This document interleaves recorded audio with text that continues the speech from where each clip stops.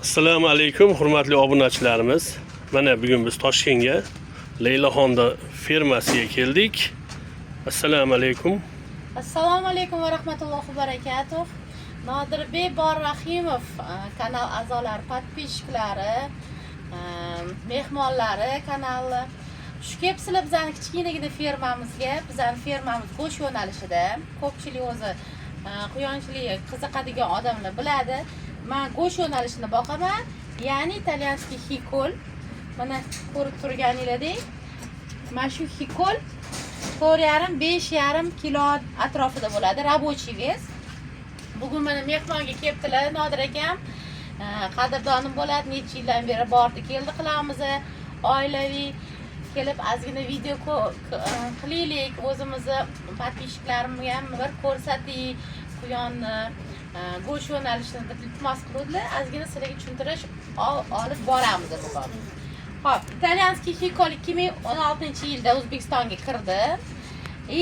Hozirgi paytda mahalliylashtirib buni oddiy sharoitdan boqadigan sharoitga olib kelib qo'ydik shu zotimizni. Unaqa joy katta ham bo'lmaydi, lekin kichkina ham bo'lmaydi. Bu ko'rib turganingizdek рабочий вес 4,5-5,5 kilo atrofida bo'ladi. Tug'ishi to eng kam tug'ishi 8 ta quyondan, 8 ta boladan to meni nima desam bo'ladi, praktikamda 20 tagacha tuqqan. Lekin o'rtacha 12 ta, 13 ta, 15 ta, 16 tagacha. Xudo xolasa, endi hammasini 16 tasini, 15 tasini qoldirmaymiz bu quyonni, chunki atigi 10 ta sasoki bo'ladi buni, ya'ni 10 ta quyonni boqolaydi degan tushuncha bor. Shunda ham biz ozgina rahmdillik qilib 12 tagacha qoldiramiz bolasini.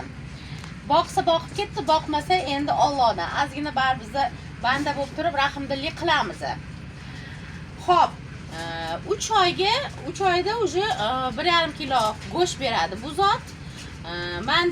Menda fermamda 2019-yilda boshlagan bo'lsam, bir marta уже qon alishdi.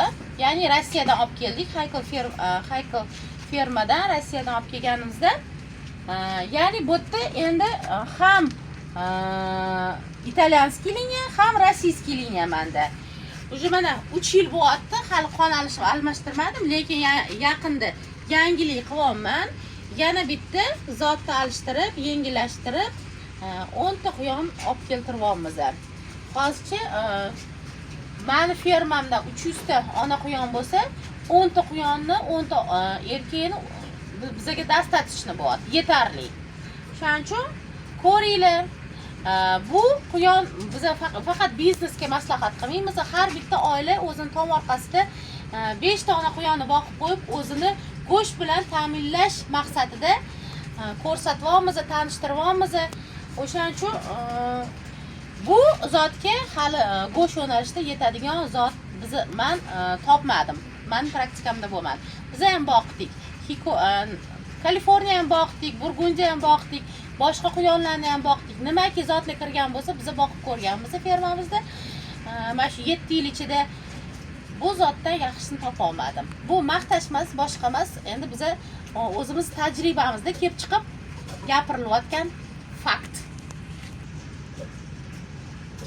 Kanalga albatta obuna bo'lib qo'yinglar, like bosib, kommentariya yozib, esingizdan chiqib ketmasin. Har bitta kommentariyaga biza javob berishga, sizlarni qiziqtirayotgan savolingizga javob berishga harakat qilyapmiz.